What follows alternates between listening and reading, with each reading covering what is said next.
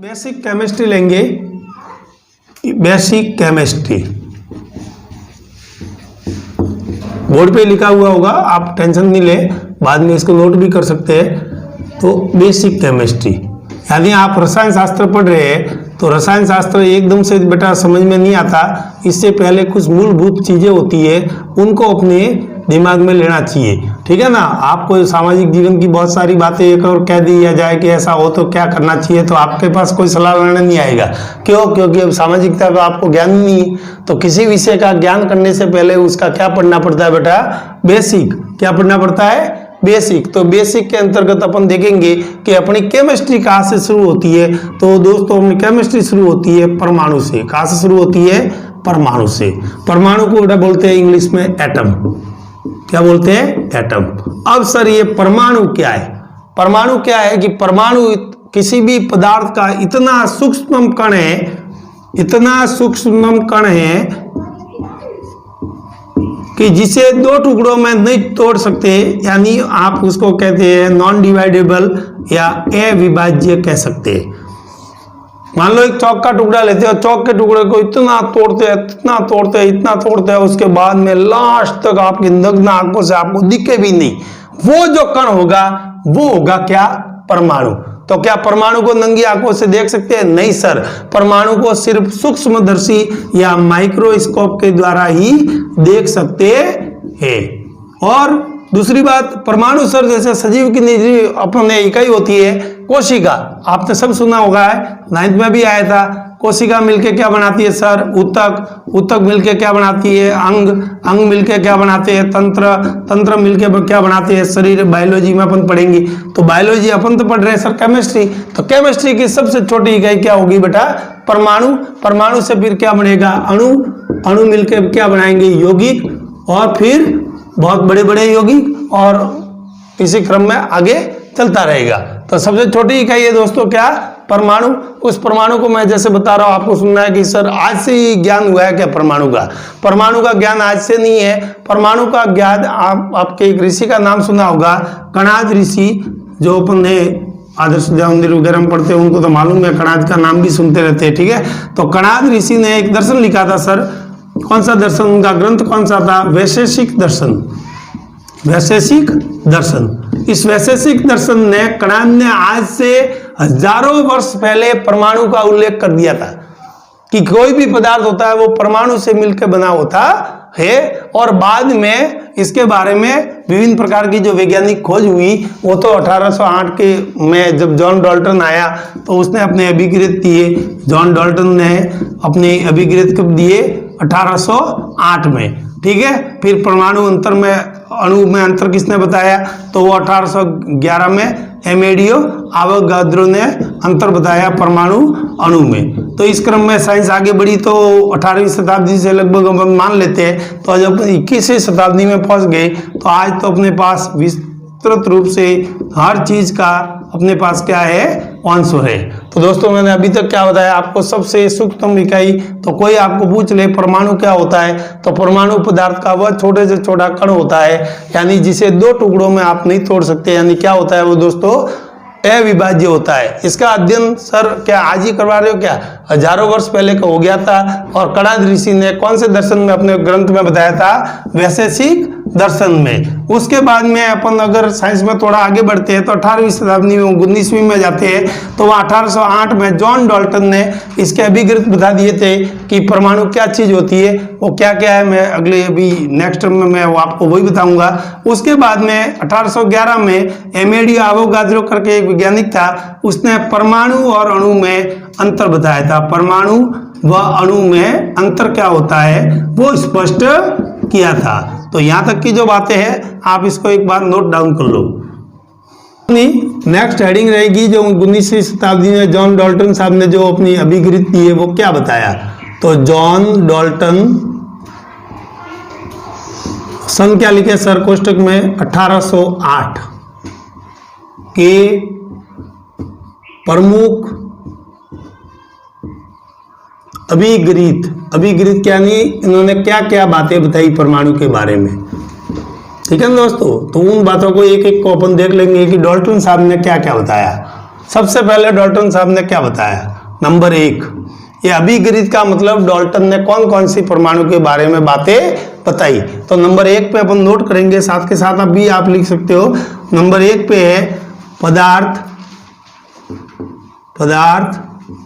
अत्यंत सूक्ष्मतम कणों से मिलकर बना होता है, जिसे परमाणु कहते हैं। पहला दोस्तों अभिगृहित हो गया, पदार्थ अत्यंत सूक्ष्म कणों से मिलकर बना होता है जिसे परमाणु कहते हैं। दूसरी बात डाल्टन साहब ने बताई कि परमाणु अविभाज्य होता है। अविभाज्य अभी मैंने बताया था, इसको 2 टुकड़ों में नहीं तोड़ सकते, यानी बहुत छोटा कण होता है तो परमाणु अविभाज्य होता है, अर्थात इसे और नई टुकड़े कर सकते और इसके टुकड़े नहीं कर सकते। परमाणु अविभाज्य होता है अर्थात इसी के और टुकड़े नहीं कर सकते। तीसरी बात इन्होंने क्या बताई कि समान पदार्थ के परमाणु आकार, द्रव्यमान व अन्य गुणों में समान होते हैं, जबकि भिन्न भिन्न परमाणुओं में भिन्न भिन्न होते हैं। यानी समान में तो उनके गुण समान रहेंगे, भिन्न भिन्न गुण होते हैं। कैसे होते हैं मैं अभी समझा दूंगा आपको।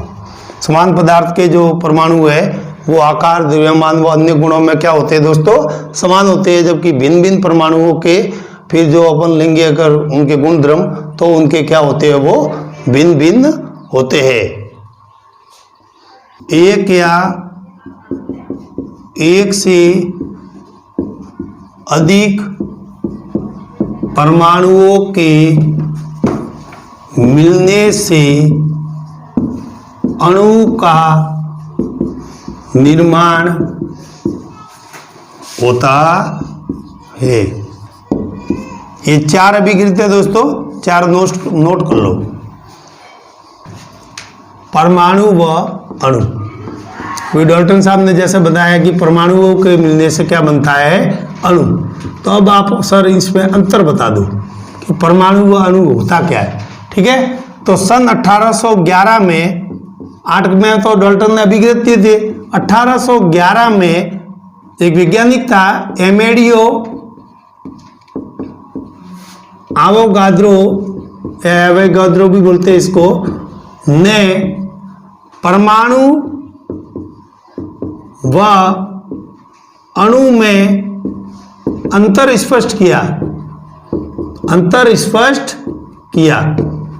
ठीक है, अब इसके अनुसार सर परमाणु इसने किसको कहा, सबसे पहले तो इसने कहा कि परमाणु का कोई स्वतंत्र अस्तित्व नहीं होता है, यानी अकेला परमाणु कुछ नहीं कर सकता। परमाणु का कोई स्वतंत्र अस्तित्व, जैसे मेरा अस्तित्व है, मैं दिख रहा हूं आपको, वैसे परमाणु का कोई स्वतंत्र अस्तित्व नहीं होता है। ये तो जब 2 या 2 से अधिक मिलते हैं, अणु बनाते हैं, तो इनका वैल्यू है, बाकी कोई वैल्यू परमाणु की होती ही नहीं। परमाणु का कोई स्वतंत्र अस्तित्व नहीं होता है।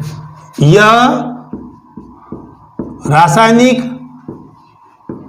अभिक्रियाओं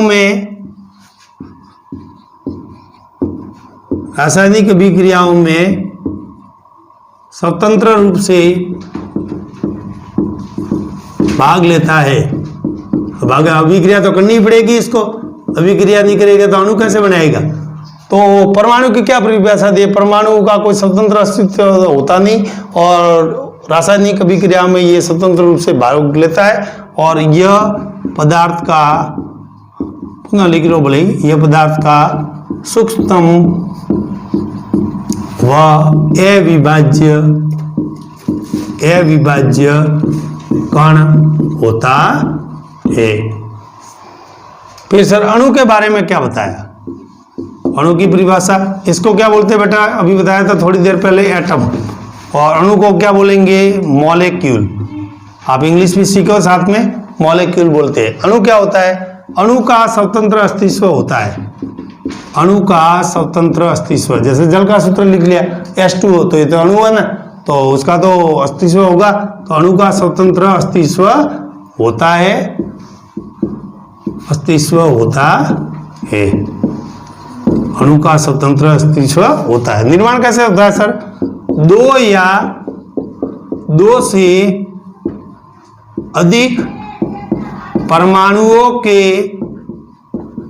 मिलने से अणु का निर्माण होता है। अणुओं के प्रकार, टाइप्स ऑफ मॉलिक्यूल, अणुओं के प्रकार, अणुओं के प्रकार।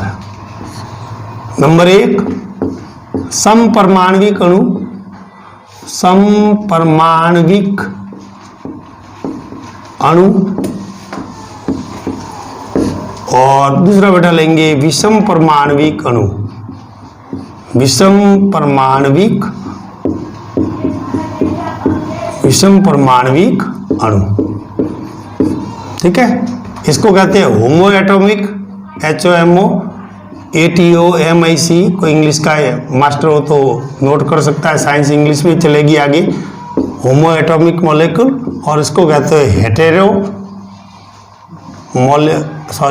Hetero atomic molecule. इंग्लिश में भी नाम देख लेना, हमने किताब के पीछे भी इंग्लिश में सारणी दी हुई है, तो इन नामों को क्या है कि साथ के साथ सीखते रहो। तो बेटा क्या है कि बड़ी कक्षाओं में फिर 11वीं में अणु नहीं बोलेंगे, मॉलिक्यूल बोलेंगे, और अपन टेंशन में आ जाएंगे। मॉलिक्यूल क्या होता है, एटम क्या होता है, एटम परमाणु, मॉलिक्यूल क्या है, अणु। अब समपरमाणविक, नाम से ही मालूम पड़ता है सम। अभी सर ने बताया था गणित पे, सम क्या होता है, सम संख्या यानी समान, और विषम का मतलब अलग अलग। तो समान प्रकार के अगर परमाणु मिलके कोई अणु बनाते हैं तो वो तो क्या कहलाएगा, समपरमाणविक। और अलग अलग प्रकार के अगर परमाणु मिलके बनाते हैं कोई अणु तो वो क्या कहलाएगा दोस्तों, विषम परमाणविक। इसकी परिभाषा हम क्या लगेंगे, समान प्रकार के परमाणु मिलकर समपरमाणविक अणु बनाते हैं। उदाहरण बताओ सर, अभी बताया था H + H, H2, N + N, N2, O + O, O2। ये देखो, ये बेटा हो गया हाइड्रोजन का सूत्र, ये हो गया नाइट्रोजन का, और ये हो गया ऑक्सीजन का। कोई दिक्कत? ये अब समपरमाणु का आपने कैसे कह दिया सर इनको? ये देखिए, H और H दोनों समान है, N और N दोनों समान है, O और O दोनों समान है। क्लियर? अब विषम परमाणु में क्या होंगे, इनसे जो अणु बनेगा, इनसे भिन्न भिन्न प्रकार के परमाणुओं से निर्मित अणु विषम परमाणविक अणु कहलाता है। विषम परमाणविक अणु कहलाता है। कैसे दोस्तों? जैसे अभी आपके सामने मैंने लिखा था H2O, H2O2, CaCO3, कोई भी सूत्र लिख लो आप, इसमें आपको सब में अलग अलग मिलेगा। H मिलेगा, इसमें O मिलेगा, इसमें H मिलेगा, O मिलेगा, इसमें Ca मिलेगा, C मिलेगा, O मिलेगा। ठीक है, ये तीनों अलग मिलेंगे। ये देखो अलग अलग है सब। ये हो गया विषम परमाणविक अणु। तो ये दोस्तों था समपरमाणविक और विषम परमाणविक में अंतर। तो अपने सामने स्पष्ट है परमाणु और अणु में अंतर। अभी तक अपने जो डिस्क्रिप्शन देखा उसमें परमाणु और अणु के बारे में ही चर्चा की थी। तो परमाणु और अणु में क्या अंतर होता है वो देखेंगे अपन। परमाणु मैंने इस साइड लिखा है, इसको दोस्तों कहते हैं एटम, और अणु को कहते हैं अपन दोस्तों कहते हैं मॉलिक्यूल। बार बार इसलिए बता रहा हूं कि आप एक बार इनको समझ लो। मैंने पहले ही बताया था कि परमाणु किसी तत्व का सूक्ष्म कण है जिसे और टुकड़ों में तोड़ ही नहीं सकते, ठीक है ना, अविभाज्य होता है। तो ये क्या करता है फिर, ये उसकी रासायनिक अभिक्रिया में भाग लेता है। अभी आपको मैंने बताया था जैसे H+H और क्या बनाता है दोस्तों, H2। तो रासायनिक अभिक्रिया में भाग लेगा, नहीं तो क्या भाग लेगा, इसका अस्तित्व होता नहीं इसलिए भाग लेता है। और क्या होता है, सूक्ष्म कण होता है जो आंखों से दिखता नहीं है, अविभाज्य और होता है। ये क्या है सर, अणु का तो स्वतंत्र अस्तित्व होता है। जैसे ये बन गया H2, तो ये H2 ही मान लो मैं यहां ले लूं, तो बोलो इसका अस्तित्व है या नहीं है कि नहीं। हाइड्रोजन का अस्तित्व तो है, तो अणु का स्वतंत्र अस्तित्व होता है। ये दो या दो से अधिक परमाणुओं के मिलने से बनते हैं। कोई ये तो छोटा नॉर्मल अणु बनाया है, बहुत बड़े बड़े सूत्र भी आप भले लिख रहे हो, भले फिटकरी का सूत्र लिखना चाहो तो भी आप लिख सकते हो, K2SO4 Al2SO4, ठीक है, होल थ्राइस 24 H2O, ये भी एक अणु है। लो देख लो, ये फिटकरी का सूत्र जो 8वीं 9वीं में कहीं देख के आए हो, पोटास एलम का सूत्र है। तो ये भी क्या है सर, एक अणु है। देख लो अलग अलग, ये KSO Al SO सब अलग अलग है, सब मिले ना, और ये मिलके क्या बना दिया, एक अणु बना दिया, फिटकरी का एक अणु। दूसरा अंतर सर, इसमें कौन कौन सी चीजें होती है, तो अपन परमाणु के मूलभूत कण कल ही पढ़ेंगे, और कल के सेशन में मैं आपको बताऊंगा कि इलेक्ट्रॉन प्रोटॉन और न्यूट्रॉन की खोज किसने की और कैसे की, दोनों ही बताऊंगा। कितने इनके द्रव्यमान होते हैं और भी कौन से कण होते हैं। खास अपने 9th 10th में तो इलेक्ट्रॉन प्रोटॉन और न्यूट्रॉन, और 9th में आप पढ़ के आए होंगे तो आपको मालूम होगा ये इलेक्ट्रॉन प्रोटॉन और न्यूट्रॉन से मिलकर बने होते हैं। थोड़ा सा आगे अब देखना चाहे तो मैं स्ट्रक्चर भी जैसे रदरफोर्ड की आपने देखी होगी, तो एक अंदर का भाग होता है नाभिक होता है, एक बाहर का भाग होता है जहाँ इलेक्ट्रॉन घूमता है। अंदर जो नाभिक होता है उसमें दो भाई रहते हैं P+N, यानी प्रोटॉन और न्यूट्रॉन तो अंदर रहते हैं और इलेक्ट्रॉन का घूमता है बाहर। ऐसी संरचना शायद आपने देखी होगी। और ये किससे बनते हैं, ये तो दोस्तों अभी तो होता है यार, ये परमाणुओं से मिलकर बने होते हैं। तीसरे अंतर में बहुत बढ़िया बात है, परमाणु का कोई स्वतंत्र अस्तित्व नहीं होता। इसका क्या अस्तित्व है बोलो, है क्या इसका, जबकि इसका अस्तित्व है, मतलब इसको कोई नाम दे सकते हैं। धरती पे अभी बच्चा जन्मा ही नहीं, नाम दे दिया आपने, हाँ दे दोगे, हो ही नहीं सकता, इम्पॉसिबल। पहले मिलके कुछ अणु तो बनाए, तो अणु बनाएगा तो उसका नाम आएगा, अपने आप ही नाम आ गया, हाइड्रोजन, ऑक्सीजन, पोटासियम, कोई भी कह दो, फिटकरी वगैरह। सर नेक्स्ट, रासायनिक अभिक्रिया में परमाणु लगभग अविभाज्य रूप में, बेचारे ये तो होते ही तो ऐसे, तो इसी रूप में भाग लेंगे, ठीक है, तथा इनका स्वरूप नष्ट नहीं होता। हाँ ये H+H है, लेकिन ये नहीं कि इनका कोई वैल्यू नहीं है या ये है ही नहीं। H+H अगर दोनों मिलते हैं ना तो अपने खतरनाक गैस बनाते हैं, हाइड्रोजन गैस बनाते हैं। O+O मिलते हैं तो O2 बनाते हैं, लेकिन अकेला वो कुछ नहीं कर सकता। तो इसने यही तो बात भी की है, रासायनिक अभिक्रियाओं में परमाणु लगभग अविभाज्य रूप में भाग लेते हैं। वो तो वैसे ही मालूम पड़ गया क्योंकि परमाणु अविभाज्य ही होता है, तो और इनका कोई स्वरूप नष्ट नहीं होता है, यानी ये नष्ट नहीं होते, एक नए प्रकार का अणु बनाते हैं जब भी अभिक्रिया करते हैं तब। क्लियर। और यह देख लो, रासायनिक अभिक्रिया में अणु प्राय परमाणुओं के विभक्त होने, कभी कभी क्या होता है कि इसको टूटना भी पड़ता है। ऐसा जरूरी नहीं कि इसमें परमाणु तोड़ेगा नहीं, अणु टूटता भी है। जैसे मान लो कैल्शियम कार्बोनेट है, एक अणु ले लो तो ये अभिक्रिया कराते हैं तो ये टूटता भी है कैल्शियम ऑक्साइड और CO2 में, ठीक है ना। और उसके बाद में इसको क्या अभिक्रिया करनी है वो अपने आप कर लेगा, यानी अणु टूट भी सकता है, परमाणु तो टूटने लायक है ही नहीं, क्या टूटेगा। तो दोस्तों यहाँ तक शायद अंतर में कोई आपको दिक्कत नहीं आती होगी।